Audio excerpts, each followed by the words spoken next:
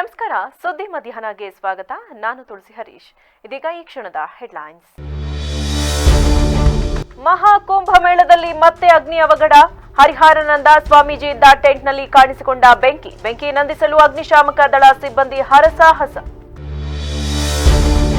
ಮುಡಾ ಹಗರಣ ಪ್ರಕರಣ, CM ಸಿದ್ದರಾಮಯ್ಯಗೆ big relief. CBI ತನಿಖೆಗೆ ಕೋರಿದ ಅರ್ಜಿ ವಜಾಗೊಳಿಸಿದ ಹೈಕೋರ್ಟ್. ಮುಡಾ ನಿವೇಶನಗಳ ಅಕ್ರಮ ಹಂಚಿಕೆ ಆರೋಪ, ಸಿಬಿಐ ತನಿಖೆ ಅರ್ಜಿ ವಜಾಗೊಂಡರೂ ಸಿದ್ದರಾಮಯ್ಯ ವಿರುದ್ಧದ ಪಟ್ಟು ಸಡಿಲಿಸಿದ ಸ್ನೇಹಮಹಿ ಕೃಷ್ಣ. ಹೋರಾಟ ಮುಂದುವರಿಸುವುದಾಗಿ ಎಚ್ಚರಿಕೆ. ಅಪ್ರಾಪ್ತೆಗೆ ಲೈಂಗಿಕ ಕಿರುಕುಳ ಆರೋಪ, ಬಿಎಸ್ವೈಗೆ ತಾತ್ಕಾಲಿಕ ರಿಲೀಫ್. ನಿರೀಕ್ಷಣಾ ಜಾಮೀನು ನೀಡಿ ಧಾರವಾಡ ಹೈಕೋರ್ಟ್ ಆದೇಶ. ಪ್ರಯಾಗ್ರಾಜ್ನಲ್ಲಿ ನಡೆಯುತ್ತಿರುವ ಮಹಾಕುಂಭಮೇಳದಲ್ಲಿ ಮತ್ತೆ ಅಗ್ನಿ ಅವಘಡ ಸಂಭವಿಸಿದೆ. ಹರಿಹರಾನಂದ ಸ್ವಾಮೀಜಿ ಉಳಿದುಕೊಂಡಿದ್ದ ಟೆಂಟ್ನಲ್ಲಿ ಬೆಂಕಿ ಆವರಿಸಿಕೊಂಡಿತ್ತು. ಬೆಂಕಿ ನಂದಿಸಲು ಅಗ್ನಿಶಾಮಕ ದಳ ಸಿಬ್ಬಂದಿ ಹರಸಾಹಸ ಪಟ್ಟರು. ಸಂಭವಿಸಿದ ಬೆಂಕಿ ಅವಘಡದಲ್ಲಿ ಯಾವುದೇ ಸಾವು ನೋವು ಸಂಭವಿಸಿಲ್ಲ. ಓಲ್ಡ್ ಜಿಟಿ ರಸ್ತೆಯ ತುಳಸಿ ಛೇದಕ ಬಳಿಯ ಶಿಬಿರದಲ್ಲಿ ಬೆಂಕಿ ಕಾಣಿಸಿಕೊಂಡಿದೆ. ಅಗ್ನಿಶಾಮಕ ದಳದ ಅಧಿಕಾರಿಗಳು ಕೂಡ ಸ್ಥಳಕ್ಕೆ ತಲುಪಿದ್ದಾರೆ.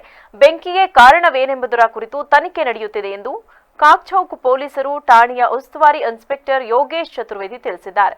ಅಲ್ಲದೆ ಕೆಲವು ದಿನಗಳ ಹಿಂದಷ್ಟೇ 2 ಬಾರಿ ಅಗ್ನಿ ಅವಘಡ ಸಂಭವಿಸಿದ್ದು, ಅದಕ್ಕೂ ಮುನ್ನ ಕಾಲ್ತುಳಿತ ಸಂಭವಿಸಿ 40ಕ್ಕೂ ಅಧಿಕ ಮಂದಿ ಸಾವನ್ನಪ್ಪಿದ್ದರು.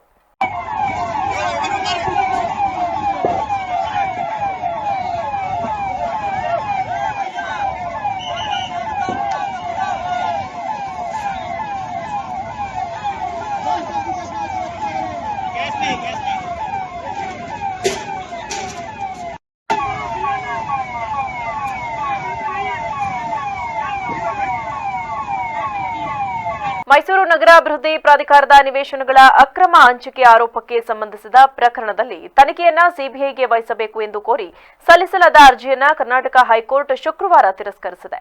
ಈ ಪ್ರಕರಣದಲ್ಲಿ ಸದ್ಯ ಮುಖ್ಯಮಂತ್ರಿ ಸಿದ್ದರಾಮಯ್ಯ ಅವರಿಗೆ ಬಿಗ್ ರಿಲೀಫ್ ಸಿಕ್ಕಂತಾಗಿದೆ. ದೂರುದಾರರಾದ ಸಾಮಾಜಿಕ ಕಾರ್ಯಕರ್ತ ಸ್ನೇಹಮಹಿ ಕೃಷ್ಣ ಅವರು ಸಲ್ಲಿಸಿದ್ದ ರಿಟ್ ಅರ್ಜಿಯ ವಿಚಾರಣೆ ನಡೆಸಿದ್ದ ಶಾಸಕರು ಸಂಸದರ ವಿರುದ್ಧದ ಕ್ರಿಮಿನಲ್ ಪ್ರಕರಣಗಳ ವಿಚಾರಣೆಯ ವಿಶೇಷ ನ್ಯಾಯಪೀಠ ತೀರ್ಪು ಕಾಯ್ದಿರಿಸಿತ್ತು. ಇದೀಗ ನ್ಯಾಯಮೂರ್ತಿ ಎಂ ನಾಗಪ್ರಸನ್ನ ಅವರು ಶುಕ್ರವಾರ ತೀರ್ಪು ಪ್ರಕಟಿಸಿದ್ದಾರೆ.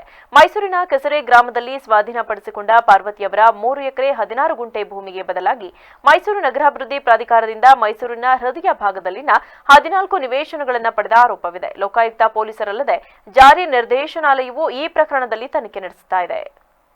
ಮುಡಾ ನಿವೇಶನಗಳ ಅಕ್ರಮ ಹಂಚಿಕೆ ಆರೋಪಕ್ಕೆ ಸಂಬಂಧಿಸಿದ ಪ್ರಕರಣದಲ್ಲಿ ತನಿಖೆಯನ್ನ ಸಿಬಿಐಗೆ ವಹಿಸಬೇಕು ಎಂದು ಕೋರಿ ಸಲ್ಲಿಸಲಾದ ಅರ್ಜಿಯನ್ನ ಕರ್ನಾಟಕ ಹೈಕೋರ್ಟ್ ತಿರಸ್ಕರಿಸಿ ತೀರ್ಪು ನೀಡುತ್ತಿದ್ದಂತೆ ಮಾಧ್ಯಮ ಪ್ರತಿನಿಧಿಗಳೊಂದಿಗೆ ಮಾತನಾಡಿದ ದೂರುದಾರ ಸ್ನೇಹಮಯಿ ಕೃಷ್ಣ, ಲೋಕಾಯುಕ್ತ ತನಿಖೆ ಬಗ್ಗೆ ನಮಗೆ ನಂಬಿಕೆ ಇಲ್ಲ. ಪ್ರಕರಣದ ತನಿಖೆ ಸಿಬಿಐಗೆ ನೀಡುವಂತೆ ಹೋರಾಟ ಮುಂದುವರಿಯುತ್ತೆ ಎಂದರು. ಈ ಸಂಬಂಧ ಮೈಸೂರಿನಲ್ಲಿಂದು ಪ್ರತಿಕ್ರಿಯೆ ನೀಡಿದ ಅವರು, ನ್ಯಾಯಾಲಯ ಯಾವ ವಿಚಾರವನ್ನ ಇಟ್ಟುಕೊಂಡು ವಜಾ ಮಾಡಿದೆ ಗೊತ್ತಿಲ್ಲ. ಆ ಅಂಶಗಳನ್ನ ನೋಡಿ ನಮ್ಮ ವಕೀಲರ ಜೊತೆ ಮಾತನಾಡುತ್ತೇನೆ. ಸಿದ್ದರಾಮಯ್ಯ ಅವರು ಹೇಳಿದಂತೆ ತನಿಖೆ ನಡೆಯುತ್ತಿದೆ ಎಂಬ ಅನುಮಾನ ಇತ್ತು. ಅದಕ್ಕಾಗಿ ನಾವು ಸಿಬಿಐಗೆ ಹೋಗಬೇಕೆಂದು ಹೋರಾಟ ಮಾಡುತ್ತಿದ್ದೇವೆ. ಮುಂದಿನ ವಾರ ಸರ್ವೋಚ್ಚ ನ್ಯಾಯಾಲಯಕ್ಕೆ ಮೇಲ್ಮನವಿ ಸಲ್ಲಿಸುತ್ತೇವೆ. ಸಿಬಿಐಗೆ ನೀಡುವಂತೆ ನಾವು ಹೋರಾಟ ಮಾಡುತ್ತೇವೆ. ಸರ್ವೋಚ್ಚ ನ್ಯಾಯಾಲಯ ಸಿಬಿಐಗೆ ನೀಡುತ್ತದೆ ಎಂಬ ನಂಬಿಕೆ ಇದೆ. ಯುದ್ಧದಲ್ಲಿ ಸೋಲು ಗೆಲುವು ಸಹಜ. ಇದುವರೆಗೆ ನಾವು ಗೆದ್ದಿದ್ವಿ, ಈಗ ಸಣ್ಣ ಹಿನ್ನಡೆಯಾಗಿದೆ. ಇದರಿಂದ ನಾನು ವ್ಯತಿರಿಕ್ತವಾಗುವುದಿಲ್ಲ. ಈಗಲೂ ನನಗೆ ಲೋಕಾಯುಕ್ತದ ತನಿಖೆ ಮೇಲೆ ನಂಬಿಕೆ ಇಲ್ಲ ಎಂದು ಹೇಳಿದರು. ನಮ್ಮ ಹೋರಾಟದಲ್ಲಿ ಒಂದು ಹಿನ್ನಡೆ ಆಗಿದೆ ಅಂತ ಹೇಳ್ಬೋದು. ಆದರೆ ಇದರಿಂದ ವಿಚಲಿತನಾಗುವಂತಹ ಅಥವಾ ಹೋರಾಟದ ಹಿಂದೆ ಸರಿಯುವಂಥ ಯಾವುದೇ ಪ್ರಶ್ನೆ ಇಲ್ಲ. ನಮ್ಮ ಹೋರಾಟವನ್ನು ನಾವು ಮುಂದುವರಿಸ್ತೀವಿ. ಅಂದರೆ ಮೊನ್ನೆ ಸರ್ವೋಚ್ಚ ನ್ಯಾಯಾಲಯದಲ್ಲಿ ಒಂದು ಮೇಲ್ಮನವಿ ಸಲ್ಲಿಸಿ ಈ ಪ್ರಕರಣ ಸಿಬಿಐಗೆ ಕೊಡಿಸುವಂಥ ಪ್ರಯತ್ನವನ್ನು ನಾವು ಮುಂದುವರಿಸ್ಕೊಂಡು ಹೋಗ್ತೀವಿ. ಇದು ಏನು ಮಾನ್ಯ ನ್ಯಾಯಾಲಯ ಇವತ್ತು ತೀರ್ಪು ನೀಡಿದೆ.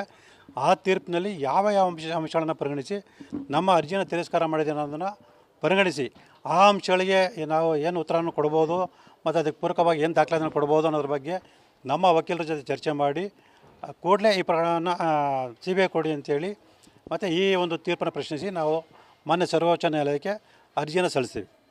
ಪೋಕ್ಸೋ ಪ್ರಕರಣದಲ್ಲಿ ಮಾಜಿ ಸಿಎಂ ಬಿಎಸ್ ಯಡಿಯೂರಪ್ಪಗೆ ನಿರೀಕ್ಷಣಾ ಜಾಮೀನು ನೀಡಿ ನ್ಯಾಯಮೂರ್ತಿ ಎಂ ನಾಗಪ್ರಸನ್ನ ಅವರಿಂದ ಧಾರವಾಡ ಹೈಕೋರ್ಟ್ ಪೀಠ ಫೆಬ್ರವರಿಯಲ್ಲಿ ಆದೇಶ ಹೊರಡಿಸಿದೆ. ಆದರೆ ಪ್ರಕರಣ ರದ್ದು ಮಾಡಲು ನಿರಾಕರಿಸಿದೆ. ಇದರಿಂದ ಯಡಿಯೂರಪ್ಪಗೆ ತಾತ್ಕಾಲಿಕ ರಿಲೀಫ್ ಸಿಕ್ಕಿದೆ ಅಷ್ಟೇ.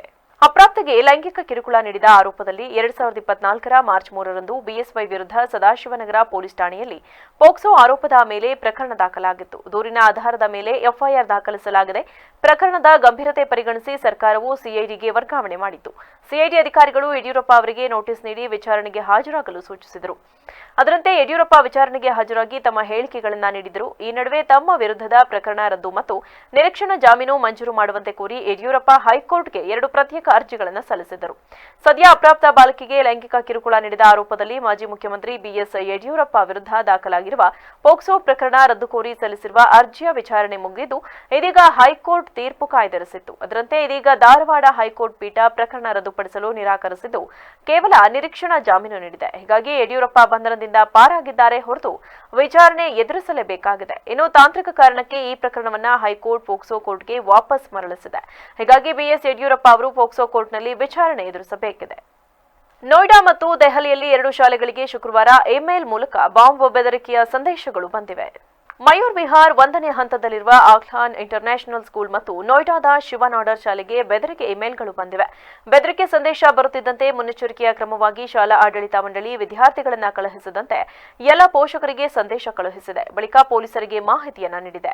ಸ್ಥಳಕ್ಕಾಗಮಿಸಿದ ಶ್ವಾನದಳ ಪೊಲೀಸರು ಹಾಗೂ ಬಾಂಬ್ ನಿಷ್ಕ್ರಿಯ ದಳಗಳು ಶೋಧ ಕಾರ್ಯ ನಡೆಸಿವೆ ಎಂದು ದೆಹಲಿ ಪೊಲೀಸರು ತಿಳಿಸಿದ್ದಾರೆ. ಕಳೆದ 2 ದಿನಗಳ ಹಿಂದೆಯೂ ಸಹ ನೋಯ್ಡಾದ 2 ಖಾಸಗಿ ಶಾಲೆಗಳಲ್ಲಿ ಬಾಂಬ್ ಬೆದರಿಕೆ ಕೇಳಿಬಂದಿತ್ತು. 9ನೇ ಕ್ಲಾಸ್ನ ವಿದ್ಯಾರ್ಥಿಯೊಬ್ಬ ಶಾಲೆಗೆ ಹೋಗುವುದನ್ನು ತಪ್ಪಿಸಲು ಈ ರೀತಿ ಮಾಡಿದ್ದಾನೆ ಎಂದು ಪೊಲೀಸರು ತಿಳಿಸಿದ್ದರು. ಮೈಕ್ರೋ ಫೈನಾನ್ಸ್ ಕರ್ನಾಟಕದಲ್ಲಿರುವ ಬಡವರ ಎದೆ ಸೆಳುತ್ತಿದೆ. ಜನವರಿಯಲ್ಲೇ ಸುಗ್ರೀವಾಜ್ಞೆ ತರುತ್ತೇವೆ ಎಂದು ಸಿದ್ದರಾಮಯ್ಯ ಹೇಳಿದ್ದರೂ ಇದುವರೆಗೂ ತಂದಿಲ್ಲ ಎಂದು ವಿರೋಧ ಪಕ್ಷದ ನಾಯಕ ಆರ್ ಅಶೋಕ್ ಸರ್ಕಾರದ ವಿರುದ್ಧ ಕಿಡಿಕಾರಿದರು. ಮಳವಳ್ಳಿ ತಾಲೂಕಿನ ಕೊನ್ನಪುರ ಗ್ರಾಮದ ಮೈಕ್ರೋ ಫೈನಾನ್ಸ್ ಕಿರುಕುಳದಿಂದ ಸಾವನ್ನಪ್ಪಿದ ಪ್ರೇಮ ಹಾಗೂ ಮಗ ರಂಜಿತ್ ರವರ ಮನೆಗೆ ಭೇಟಿ ನೀಡಿ ಸಾಂತ್ವನ ಹೇಳಿದ ಬಳಿಕ ಮಾತನಾಡಿದ ಅವರು, ಸಾಲಕ್ಕೆ ಹೆದರಬೇಡಿ ಅಂತ ಸಿಎಂ ಹೇಳಿದ್ರು. ಸಾಲಕ್ಕೆ ಹೆದರಿ ರಾಜ್ಯದಲ್ಲಿ 1 ಲಕ್ಷ ಜನ ಓಡಿ ಹೋಗಿದ್ದಾರೆ. ಇಲ್ಲಿ ತಾಯಿ ಮಗ ಆತ್ಮಹತ್ಯೆ ಮಾಡಿಕೊಂಡಿದ್ದಾರೆ. ಬಡವರ ಪರ ಅಂತೀರಾ? ಸಿದ್ದರಾಮಯ್ಯ ನಿಮಗೆ ಕಣ್ಣು ಕಿವಿ ಇದೆಯಾ ಎಂದು ಪ್ರಶ್ನಿಸಿದರು. ಇನ್ನು ಇಲ್ಲಿ ಮೈಕ್ರೋ ಫೈನಾನ್ಸ್ ಕಿರುಕುಳಕ್ಕೆ ಸತ್ತಿರೋದು ಎಲ್ಲರೂ ದಲಿತರೇ. ಖರ್ಗೆ ಅವರು ಏಕೆ ಈ ವಿಷಯದ ಬಗ್ಗೆ ಚರ್ಚೆ ಮಾಡುತ್ತಿಲ್ಲ? ಮಂಡ್ಯ ಜಿಲ್ಲೆಯಲ್ಲಿ 60ಕ್ಕೂ ಹೆಚ್ಚು ಮೈಕ್ರೋ ಫೈನಾನ್ಸ್ ಇದೆ. ಅದರಲ್ಲಿ 18 ಮಾತ್ರ ಅಧಿಕೃತ, ಇನ್ನುಳಿದಿದ್ದು ಅನಧಿಕೃತವಾಗಿದೆ. ರಾಜ್ಯದಲ್ಲಿ ಇದೇ ಮೊದಲ ಬಾರಿಗೆ ಮೈಕ್ರೋ ಫೈನಾನ್ಸ್ ಕಿರುಕುಳಕ್ಕೆ 30ಕ್ಕೂ ಹೆಚ್ಚು ಮಂದಿ ಸಾವನ್ನಪ್ಪಿರುವುದು. ಇದು ಮನ್ಯಾಳ ಕಾಂಗ್ರೆಸ್ ಸರ್ಕಾರ. ಸುಗ್ರೀವಾಜ್ಞೆ ತರುವುದರೊಳಗೆ ಇನ್ನೆಷ್ಟು ಸಾವು ಆಗುತ್ತೋ ಗೊತ್ತಿಲ್ಲ. ಮುಂದಿನ ಅಧಿವೇಶನದಲ್ಲಿ ಈ ಬಗ್ಗೆ ನಿಲುವಳಿ ತರಲಿದ್ದೇನೆ. ಈ ಸರ್ಕಾರ ದೆವ್ವದ ಸರ್ಕಾರ ಎಂದು ಆರೋಪಿಸಿದರು. ಆನೆಗಳ ಹಾವಳಿಯಿಂದ ತೆಂಗು, ಅಡಿಕೆ, ಬಾಳೆ ಹಾಗೂ ಜೋಳದ ಬೆಳೆ ನೆಲಸಮವಾಗಿರುವ ಘಟನೆ ಬೇಲೂರು ತಾಲೂಕಿನ ಬಿಕ್ಕೋಡು ಗ್ರಾಮದಲ್ಲಿ ನಡೆದಿದೆ. ಈ ಸಂಬಂಧ ತಮ್ಮ ಅಳಲನ್ನು ತೋಡಿಕೊಂಡ ರೈತ 4 ತಿಂಗಳ ಹಿಂದೆಯಷ್ಟೇ ಆನೆಗಳು ನಮ್ಮ ಜಮೀನಿನ ಮೇಲೆ ದಾಳಿ ಮಾಡಿ ಎಲ್ಲಾ ಬೆಳೆಗಳನ್ನು ನಾಶ ಮಾಡಿದ್ದು, ಅದರ ನೋವಿನಿಂದ ಇನ್ನೂ ಹೊರಗೆ ಬಂದಿಲ್ಲ. ಹೀಗಿರುವಾಗ ಮತ್ತೊಮ್ಮೆ ಆನೆಗಳಿಂದ ದಾಳಿಯಾಗಿದ್ದು, ಯಾರಿಗೆ ದೂರು ನೀಡಿದ್ರೂ ನಮ್ಮ ಕಡೆಗೆ ಗಮನ ಹರಿಸುತ್ತಿಲ್ಲ. ಒಂಟಿ ಮನೆಯಲ್ಲಿ ವಾಸ ಮಾಡುತ್ತಿರುವ ನಮಗೆ ರಕ್ಷಣೆ ಇಲ್ಲದಂತಾಗಿದ್ದು, ಕತ್ತಲಾದ ಮೇಲೆ ಮನೆಯಿಂದ ಹೊರಗೆ ಬರಲು ಭಯವಾಗುತ್ತದೆ. ಜನಪ್ರತಿನಿಧಿಗಳು ಚುನಾವಣಾ ಸಮಯದಲ್ಲಿ ಮಾತ್ರ ಬಂದು ಮತ ಕೇಳುತ್ತಾರೆ. ಅದಾದ ನಂತರ ಯಾವುದೇ ಸಂಬಂಧವಿಲ್ಲ ಎಂಬಂತೆ ಇರುತ್ತಾರೆ. ಇನ್ನಾದರೂ ಸರ್ಕಾರ ಆನೆಗಳ ಹಾವಳಿಯನ್ನ ತಪ್ಪಿಸುವತ್ತ ಗಮನ ಹರಿಸಬೇಕೆಂದು ಮನವಿ ಮಾಡಿದರು. ನೋಡಿ, ಇಲ್ಲಿ ವರ್ಷ ಎಲ್ಲ ಬೆಳೆದಿರೋ ಬೆಳೆ ಹಿಂಗೆ ಮಾಡ್ತಿದ್ದಾವೆ ಆನೆಗಳು. ಸರ್ಕಾರನೂ ಒಂದು ಕ್ರಮ ತಾಂತಿಲ್ಲ, ಇಲ್ಲಿ MLAನೂ ಏನು ಒಂದು ಕ್ರಮ ತಾಂತಿಲ್ಲ. ಸುಮ್ಮನೆ ಸೇರಿಸ್ತಾರೆ, ಜನ ಸೇರಿಸ್ತಾರೆ, ಅದು ಮಾಡ್ತೀವಿ ಇದು ಮಾಡ್ತೀವಿ ಅಂತಾರೆ, ಮತ್ತು ಅಷ್ಟಕ್ಕೆ ಬಿಡ್ತಾರೆ. ಒಂದು ಸ್ಟ್ರೈಕ್ ಆಗಲಿ ಏನು ಮಾಡ್ತಾನೂ ಇಲ್ಲ. ದೊಡ್ಡ ಮಟ್ಟದಲ್ಲಿ ಮಾಡ್ತಾ ಇಲ್ಲ. ಸಣ್ಣದಾಗಿ ಇಲ್ಲಿ ಬಂದು ಆಶ್ವಾಸನೆ ಕೊಡ್ತಾರೆ, ಸುಮ್ಮನೆ ಹೋಗ್ತಾರೆ. ಇಲ್ಲಿ ಬೆಳೆದಿರೋ ಬೆಳೆಗಳೆಲ್ಲ ಹಾಳು ಮಾಡ್ಕೊಂಡು ನಾವು ವರ್ಷಿಡೀ ಬೆಳೆದಿರೋ ಬೆಳೆ, ಇನ್ನೇನು ಬೆಳೆ ಫಸಲಿಗೆ ಬಂದಿರೋ ಬೆಳೆಗಳನ್ನ ಹಾಳು ಮಾಡಿದ್ದಾವೆಲ್ಲ ಆನೆಗಳು. ಯಾರು ನಮ್ಮನ್ನು ನೋಡೋರು ಯಾರು? ಎಲೆಕ್ಷನ್ ಟೈಮಲ್ಲಿ ಮಾತ್ರ ಬರ್ತಾರೆ ಎಲ್ಲರೂ. ಈಗ ತಿರುಗಿ ನೋಡಲ್ಲ. ಹೇಳಿದ್ರೆ ಬನ್ನಿ, ಅಲ್ಲಿಗೆ ಬನ್ನಿ, ಇಲ್ಲಿಗೆ ಬನ್ನಿ ಅಂತಾರೆ. ಯಾರು ಕೇಳೋದು ಯಾರು? ಯಾರು ಕಷ್ಟ, ನಮ್ಮ ಕಷ್ಟ ಯಾರಿಗೆ ಹೇಳ್ಕೊಳ್ಳೋದು? ಇನ್ನೇನು ಫಸ್ಲಿಗೆ ಬಂದಿತ್ತಾ? ಫಸ್ಲಿಗೆ ಬಂದಿತ್ತು ಇದು. ಹಾಂ, ತಿಂದು ಎತ್ತಿಟ್ಟು ಹೋಗಿವೆ ಗಿಡಗಳನ್ನೆಲ್ಲ. ಅಡಿಕೆ ಮರ ಎಲ್ಲ ಬೀಳ್ಸೋಗಿದ್ದಾವೆ. ಪರಿಹಾರ 2 ವರ್ಷಕ್ಕೆ ಬರೋದು, 1 ವರ್ಷ ಬರೋದು. ಹೋದ ಸಲನೂ ಹಂಗೆ ಮಾಡಿದ್ದು, ಅದು ಇನ್ನೂ ಪರಿಹಾರನೇ ಬಂದಿಲ್ಲ. ಎಷ್ಟು ತಿಂಗಳಾಯ್ತು ಹೋದ ಸಲ? ಈಗ 6 ತಿಂಗಳಾಗಿದೆ. ಹಾಂ, ಅದು ಪರಿಹಾರನೂ ಇನ್ನೂ ಬಂದಿಲ್ಲ. ಅವ್ರು ಕೊಡೋ ಪರಿಹಾರ ಎಷ್ಟು ಏನು ಅಂತಲೂ ಗೊತ್ತಾಗಲ್ಲ. ನಾವು ಇಷ್ಟು ಲಕ್ಷಾಂತರ ರೂಪಾಯಿ ಖರ್ಚು ಮಾಡಿ ಬೆಳೆ ಬೆಳೆದು ಹಿಂಗೆ ಹಾಳಾದರೆ ಮತ್ತೆ ಬೆಳಿಬೇಕು ಅನಿಸುತ್ತಾ? ರೈತರ ಕಷ್ಟನೇ ಹಿಂಗಾದರೆ ಅವರಾದರೂ ಸುಮ್ಮನೆ ಎಲ್ಲ ಕೂತ್ಕೊಂಡು ಅಲ್ಲಿ ಆರಾಮಾಗಿ ಮೋಜು ಮಸ್ತಿ ಮಾಡ್ಕೊಂಡಿರ್ತಾರೆ. ನಾವಿಷ್ಟು ಕಷ್ಟಪಟ್ಟು ಬೆಳೆದು ಹಿಂಗಾದರೆ ಯಾರು ಕೇಳೋದು ನಮ್ಮ ಕಷ್ಟಗಳನ್ನ? ಎಷ್ಟೊತ್ತಿನಲ್ಲಾಗಿದ್ದು? ರಾತ್ರಿ ಬಂದಿದ್ದಾವೆ ಆನೆಗಳು. ಈ ಕೆಳಗೆ ಇಲ್ಲಿ ಬಂದಿರ್ತವೆ. ಇಲ್ಲಿ ಮನೆಗಳಿದ್ದಾವೆ. ಮನೆಗಳಿಗೆ ಸೇಫ್ಟಿ ಏನು? ರೈತರ ಕಷ್ಟ ಯಾರಿಗೆ ಗೊತ್ತು? ಅವ್ರ ಮನೆದು ನೋಡಿ, ಅವ್ರ ಮನೆದು ತಿಂದಿದ್ದಾರೆ. ಮಳೆಗಾಲದಲ್ಲೆಲ್ಲ ಬಂದೋಗಿದ್ದು ನಾವು ಅವಾಗಲೇ ಅರ್ಜಿ ಕೊಟ್ಟಿದ್ದೀವಿ. ಆದ್ರೆ ಇನ್ನೂ ಏನು ಪರಿಹಾರನೂ ಕೊಟ್ಟಿಲ್ಲ, ಏನಿಲ್ಲ. ಮತ್ತೆ ಇವಾಗ ಒಂದು 30-45 ತಂಗಿ ಸೊಸಿ ಮುರಿದಾಕಿರೋದು ಹೋದ್ ಸರಿ ಎಲ್ಲ, ಈ ಸರಿ ಎಲ್ಲ. ಇವಾಗ ಮನೆ ಹತ್ರನೇ ಬಂದಿರೋದು ಮೇಲ್ಗಡೆ ರಾತ್ರಿ. ದಿನ ಇದೇ ತರ ಮಾಡಿದ್ರೆ ನಾವು ಹೆಂಗ್ ಬದುಕೋದು, ಹೆಂಗೆ ಜೀವನ ಮಾಡೋದು ಅಂತ ಗೊತ್ತಿಲ್ಲ. ಹಿಂಗೆ ಕೂಲಿ ಮಾಡ್ಕೊಂಡು ಹೆಂಗ ಜೀವನ ಮಾಡ್ತಾ ಇದೀವಿ. ಮಳೆಗಾಲದ ಜೋಳನೂ ಬಿಡ್ಲಿಲ್ಲ, ಇವಾಗ್ಲೂ ಜೋಳ ಎಲ್ಲ ಮುರಿದಾಗ್ತಾ ಇದೆ. ಅಲ್ಲಿ ನೋಡಿ ಬನ್ನಿ ಬೇಕಾದ್ರೆ ಜೋಳ ಎಲ್ಲ ಫುಲ್ಲು ರೌಂಡ್ ಹೊಡೆದ್ಬಿಟ್ಟಿದೆ ಕೆಳಗಡೆ ಎಲ್ಲ. ಯಾವ ಥರ ಮಾಡೋದು, ಹೆಂಗೆ ಜೀವನ ಮಾಡೋದು ಗೊತ್ತಿಲ್ಲ. ಬರೀ ದಿನ ಬರೋದು ಹೋಗೋದು, ಇಲ್ಲಿಗೆ ಬರೋದು ಜಾಸ್ತಿ. ಅವ್ರೇನು ಫಾರೆಸ್ಟ್ನವರು ಬರ್ತಾರೆ, ಅಲ್ಲೊಂದು 2 ಪಟಾಕಿ ಹೊಡಿತಾರೆ ರೋಡಲ್ಲಿ, ಅವ್ರಿಗೇನು ಸಂಬಳ ಅಷ್ಟೇ. ಇನ್ನು ನಾವು ರೈತರು ಹೆಂಗೆ ಬದುಕೋದು, ಹೆಂಗೆ ಜೀವನ ಮಾಡೋದು ಅಂತಲೇ ಗೊತ್ತಿಲ್ಲ. ಇಂಥ ಮನೆ ತೋಟದೊಳಗೆ ಒಂದೊಂದು ಒಂಟಿ ಮನೆಗಳಿರ್ತವೆ. ಆನೆಗಳು ರಾತ್ರಿ ಟೈಮೆಲ್ಲ ಬರ್ತವೆ, ಮಕ್ಳು ಮರಿ ಇರ್ತವೆ, ಹೊರಗಡೆ ಬರೋಕ್ಕಾಗಲ್ಲ. ಹೆಂಗೆ ನಾವು ಜೀವನ ಮಾಡೋದು? ಓಟ್ ಕೇಳೋಕ್ಕೆ ಮನೆಯಲ್ಲಿ ತೋಟದೊಳಗ್ಲಾರ ಇರಲಿ ಎಲ್ಲಾರ ಇರಲಿ ಹುಡ್ಕೊಂಬರ್ತಾರೆ. ಈಗ ಮಾತ್ರವ ಏನಾದರೂ ಎಂತು ಅನ್ನೋದೇ ಜ್ಞಾನ ಇಲ್ಲ, ಏನು ಬಂದು ನೋಡೋಂಗೂ ಇಲ್ಲ, ಏನೂ ಇಲ್ಲ. ನಾವು ಹೆಂಗೆ ಜೀವನ ಮಾಡೋದು? ಹೆಂಗೆ ಈ ಥರ ಆದರೆ ಏನಾರು ಒಂದು ಕ್ರಮ ತಗೊಂಡು ಏನಾರು ಒಂದು ನಮಗೆ ವ್ಯವಸ್ಥೆ ಮಾಡಿಕೊಡ್ಬೇಕು. ನಮಗೆ ಇಲ್ಲಿ ಇರೋಕೆ ಆಗ್ತಾ ಇಲ್ಲ. ನಾವೆಲ್ಲಿ ಮಕ್ಳು ಕಟ್ಕೊಂಡು ಎಲ್ಲೋಗಿ ಜೀವನ ಮಾಡೋದು? ಏನಾರು ಒಂದು ವ್ಯವಸ್ಥೆ ಮಾಡ್ಬೇಕು ಅಷ್ಟೇ ನಮಗೆ. ಕೊನೆಯಲ್ಲಿ ಮತ್ತೊಮ್ಮೆ ಹೆಡ್ಲೈನ್ಸ್. ಮಹಾಕುಂಭಮೇಳದಲ್ಲಿ ಮತ್ತೆ ಅಗ್ನಿ ಅವಘಡ. ಹರಿಹರಾನಂದ ಸ್ವಾಮೀಜಿ ಇದ್ದ ಟೆಂಟ್ನಲ್ಲಿ ಕಾಣಿಸಿಕೊಂಡ ಬೆಂಕಿ ನಂದಿಸಲು ಅಗ್ನಿಶಾಮಕ ದಳ ಸಿಬ್ಬಂದಿ ಹರಸಾಹಸ.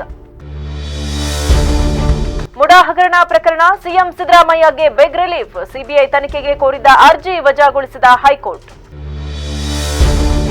ಮುಡಾ ನಿವೇಶನಗಳ ಅಕ್ರಮ ಹಂಚಿಕೆ ಆರೋಪ, ಸಿಬಿಐ ತನಿಖೆ ಅರ್ಜಿ ವಜಾಗೊಂಡ್ರು ಸಿದ್ದರಾಮಯ್ಯ ವಿರುದ್ಧದ ಪಟ್ಟು ಸಡಿಲಿಸಿದ ಸ್ನೇಹಮಹಿ ಕೃಷ್ಣ. ಹೋರಾಟ ಮುಂದುವರಿಸುವುದಾಗಿ ಎಚ್ಚರಿಕೆ.